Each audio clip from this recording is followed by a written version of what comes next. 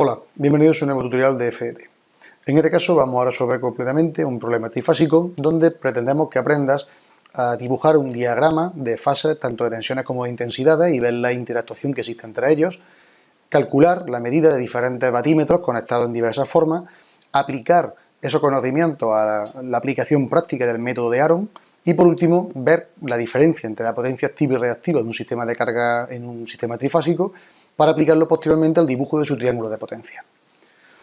Bien, pues el problema pretexto para poder aprender todo esto sería que partimos de un sistema trifásico equilibrado con tensiones de 380 voltios, tensiones compuestas o de línea, lógicamente, a 50 Hz con una secuencia directa a 3 hilos que alimenta un receptor en estrella como se indica en la figura.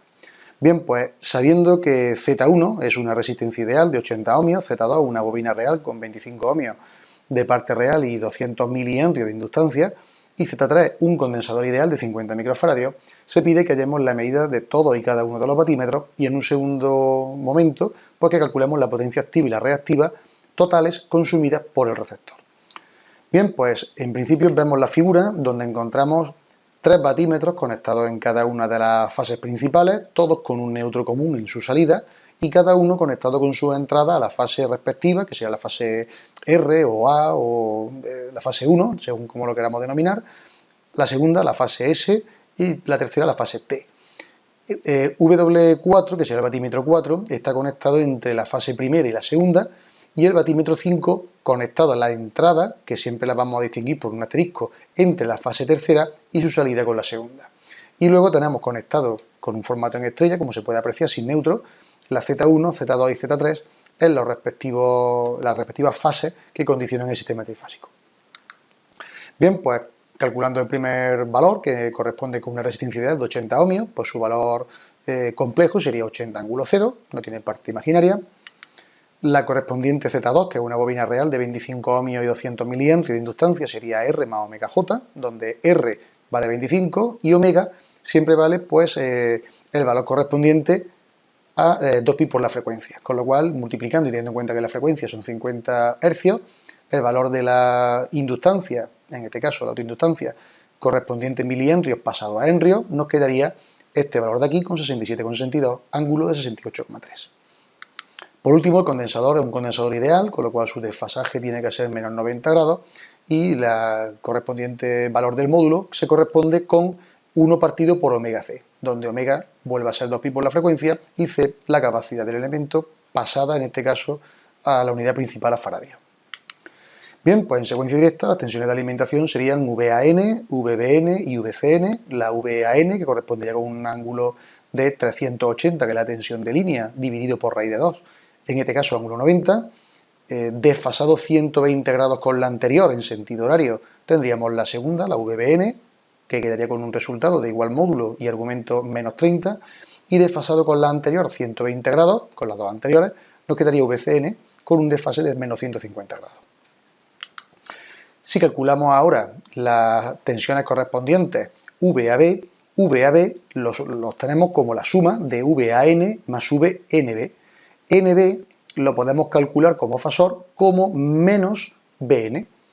Al mismo tiempo, NC lo podemos calcular como menos CN y NA como menos AN. En este caso podemos calcular todas las tensiones fase, o sea, de línea o compuesta, como la suma de dos tensiones, una que sería la correspondiente simple y otra que sería la opuesta a la simple sucesiva. En este caso, por ejemplo, si vamos a calcular la VAB, que sería VAN más VNB, esta VNB la calcularíamos a partir de la VBN, girada a 180 grados, con lo cual tendríamos este valor de aquí, mismo módulo, y desfasada a 180 grados con el ángulo de menos 30, con lo cual quedaría 150. Si sumamos ahora esta VAN con esta VNB, nos quedaría gráficamente, en este caso, este valor resultante, que sería VAB, que sería 380, ángulo en este caso de 120. Haciendo la operación análoga para VBC nos quedaría aquí con ángulo 0 y para CA nos quedaría aquí con ángulo de menos 120. Bien, pues para determinar las intensidades que circulan por la línea de alimentación se pueden utilizar dos métodos. Uno, el método de mallas y otro, el método de desplazamiento de neutro de Millman, porque se trata de un sistema en estrella a 3 hilos, que no tiene neutro, pero cuya impedancia están desequilibradas. Por lo tanto, al no tener el mismo valor, no existe un neutro por el que la intensidad que va a variar con respecto a la suma de las que corresponden a cada una de las fases de la estrella se pueda desviar por ahí, por ese neutro, y al no tenerlo, pues el neutro pasa a tener una nueva posición geométrica a la hora de dibujar la estrella. Entonces vamos a hacer la comparativa por los dos métodos para que veáis que efectivamente el método es equivalente. Si resolvemos por el método de mallas, estamos resolviendo la malla correspondiente a la fase A, la fase B y la fase C. Entre A y B tenemos la tensión AB, entre B y C tenemos la tensión BC, en la fase A tenemos la impedancia Z1, en la B la Z2, en la C la Z3. Y este sería el punto neutro correspondiente a nuestra estrella. Pero, por supuesto, como os fijáis, no tenemos un cable de neutro que parta de aquí para crear una corriente de retorno que asuma el desfase o ese desequilibrio de carga en la fase de la estrella. Bien, pues cada una tendrá sus correspondientes intensidades como fasores. Tendrán unas intensidades de malla que nosotros vamos a considerar horarias y si luego nos salen negativas, vamos a considerar pues, que van cambiadas de signo o desfasadas a 180 grados. Bien, pues si aplicamos el método de mallas, en este caso, para cada uno de ellos, que es el método de los voltajes de Kirchhoff, y aplicando la ideón correspondiente, tendríamos que V es igual a I por R, pero para expresarlo en formato matricial, lo podemos expresar en función de este tipo de determinante, donde lo que yo quiero obtener, que serían las tensiones, las intensidades, las vamos a expresar en función de una matriz de tensiones igual a una matriz de impedancia multiplicado por una matriz de intensidades, donde estas son nuestras incógnitas. Vamos a poner en orden las tensiones, que serían VAB y VBC. Vamos a ponerlas en ese orden porque, en principio, las dos son salientes y las dos van a ir alineadas con las correspondientes intensidades que van a generar en la malla. Luego vamos a poner en la primera columna, que sería el elemento A sub 1,1 de este determinante. Al ser 1,1 vamos a poner todas las impedancias que coinciden en esa malla 1. En este caso, la Z1 y la Z2, no hay más impedancia. En el caso del elemento 2,2, que sería este de aquí, vamos a poner todas las impedancias sumadas que participan en la malla 2, que serían Z2 y Z3, ninguna más. Y luego en los dos, la matriz simétrica, los elementos simétricos, que sería la 1,2 y el A2,1, vamos a poner cambiado de signo el elemento que comparten entre ambas mallas. En este caso, entre la malla 1 y la malla 2 se comparte la Z2, con lo cual pondríamos menos Z2 y menos Z2, dado que es un sistema simétrico. Bien, pues planteando esto y resolviendo, tendríamos que la intensidad 1, como está la intensidad 1 en el primer elemento, para resolverlo, incluiríamos la matriz de tensiones dentro de la primera columna del determinante, la segunda columna no se ve afectada y la tercera el determinante completo. En el caso de la I2 aparecería lo mismo, solamente que ahora lo incluiríamos en la segunda columna manteniendo constante la columna primera y todo el determinante inferior queda igual. Sustituyendo los valores y haciendo estas operaciones, que son un poco tediosas por su longitud y por el número de operaciones que hay que hacer, no por tanto por la dificultad, pues nos aparecería 5,24 ángulo de 96,6 grados y 3,99 ángulo de 69,77 grados. Aquí os pongo un enlace donde si picáis vais a poder ver en otro vídeo tutorial paso a paso cómo resolver estos valores. Bien, pues conocidas las intensidades de malla, que son estas que aparecen aquí dentro de la malla, ya podemos deducir las correspondientes de rama, que son la I sub A, la B y la C. De tal manera que la I sub A, que sería la que pasa por aquí arriba, solamente se ve afectada por la intensidad de malla I sub 1, donde además está alineada con ella, va en el mismo sentido, con lo cual es directamente la igualdad I sub A igual a I sub 1. Mismo valor que tenga I sub 1, tendrá I sub A. Con respecto a la I sub C, solamente nos afectaría la correspondiente a la de la malla 2, pero va en sentidos contrarios, con lo cual I sub C será menos el valor de I sub 2, y lo tenéis aquí. Con lo cual lo que vamos a hacer es mantener el módulo y girar 180 grados su argumento. Mientras que por la B tenemos una que va a favor, que será la I sub 2, por el sentido de giro de la malla, y otra que va en contra, que es la I sub 1, que se opone a ella. Con lo cual será I sub 2, que va a favor, menos I sub 1, que va en contra. Lo tenéis aquí, y el resultado, pues 2,46, ángulo de menos 36,4. Si ahora resolvemos este mismo método, pero por el desplazamiento del neutro, tenemos que comenzar calculando las admitancias de esas impedancias que tenemos puestas en las líneas. Entonces, la admitancia 1 es la inversa de la impedancia 1, la admitancia 2 la inversa de la impedancia 2 y la de la 3 la correspondiente inversa de la impedancia 3. Haciendo las operaciones correspondientes nos quedan estos valores que veis aquí. y que luego vamos a reservar para hacer la comprobación final. Bien, pues el teorema del desplazamiento del neutro lo que nos dice es que la nueva ubicación del neutro, que ya no será el punto N, sino el punto O, tiene que ser igual a esta fracción, donde abajo tenemos la suma de las admitancias y arriba el producto de las tensiones simples de partida por las admitancias respectivas. VAN irá por la Y1 más VBN con la Y2 más VCN con la Y3. Haciendo esta operación podremos encontrar que sale este resultado, teniendo en cuenta que estos son los valores obtenidos previamente de las admitancias, y entonces ahora podemos calcular los valores de VA hasta el nuevo neutro, desde fase hasta el nuevo neutro que es el punto O. ¿Cómo lo calculamos? Bueno, pues VAO será VAN más VNO. VAN lo conocemos y VNO nos lo acaba de facilitar el teorema de Millman, con lo cual, sumando factorialmente, obtenemos este valor de aquí. Haciendo de forma análoga para VBO, nuevo neutro con respecto a la fase B, y el nuevo neutro con respecto a la fase C, VCO, tenemos los tres valores que figuran aquí. ¿De acuerdo? Partiendo de estos valores que son los conocidos inicialmente desde el primer momento para el diagrama de fase.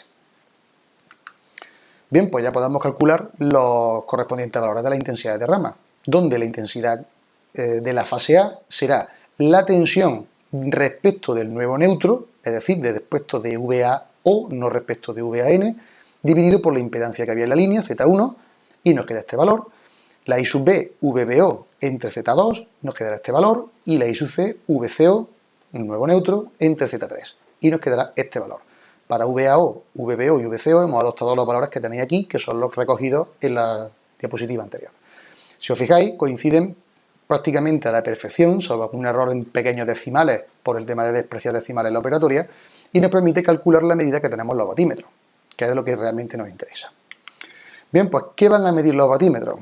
Un batímetro, como por ejemplo el W1, lo que mide es el producto de la tensión entre los extremos que tiene, es decir, en este caso sería el extremo de entrada sería la fase A y el de salida sería este neutro que aparece aquí, la intensidad sobre la que se encuentra alojada, en la fase en la que se encuentra alojada, en este caso la I sub A, y el coseno del ángulo relativo entre la tensión que está estudiándose y la intensidad en la que se aloja.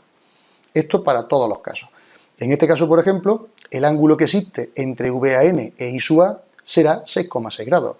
¿De dónde aparece? Bueno, pues VAN lo tenéis aquí, que es 90 grados, y la I sub A vale 6,6 porque, si os fijáis, hemos dicho que vale 96,6 grados, con lo cual estaría en esta parte de aquí, pasado el ángulo recto, tomando siempre como origen del argumento el eje horizontal positivo del eje X.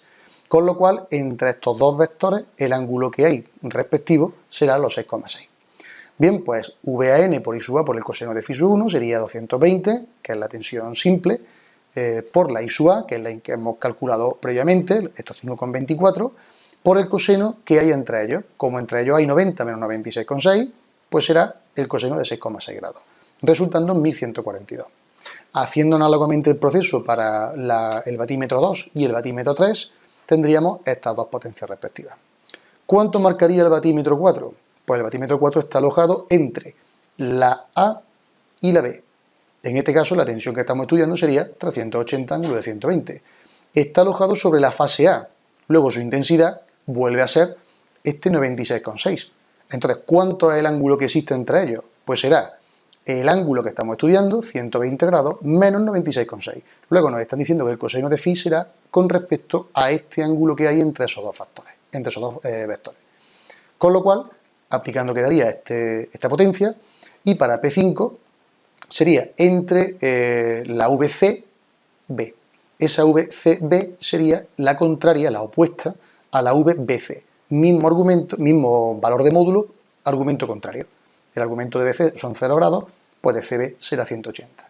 Como estamos evaluando la tensión con respecto a la intensidad que pasa por I sub C, y la I sub C la tenemos aquí con menos 110, el ángulo correspondiente entre este punto y este otro son 69,78 grados.